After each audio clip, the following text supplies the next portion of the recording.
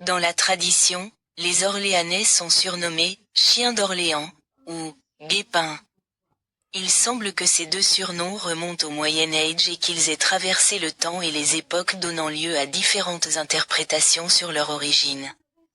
Aucune étude récente n'a été menée pour confronter les raisons liées à ces surnoms et en rechercher les causes.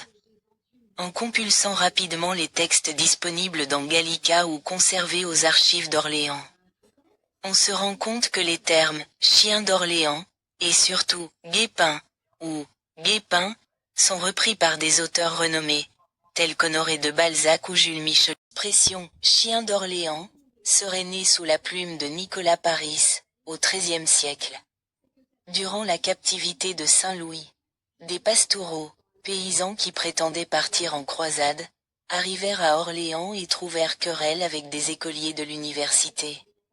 Au cours des rixes, des membres de l'école auraient été tués sans que les Orléanais n'interviennent, voire, qu'ils en auraient même tiré une certaine satisfaction. L'auteur indique que c'est pourquoi on leur attribua alors le surnom de « chien d'Orléans ». D'autres auteurs préfèrent évoquer les guerres de Cent Ans et le siège d'Orléans au XVe siècle, le terme de « chien » se rapportant alors aux canons ou fusils des Orléanais.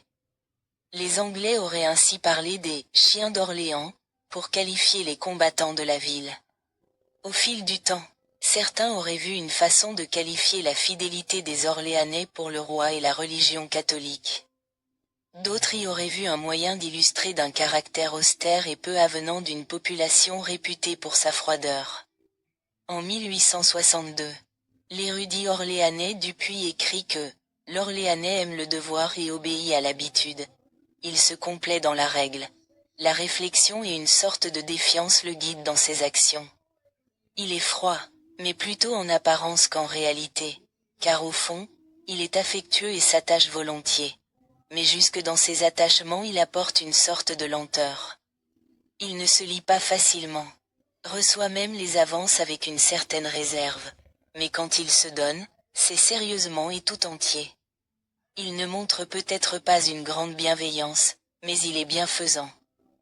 Et cela sans éclat, par nature et par inclination.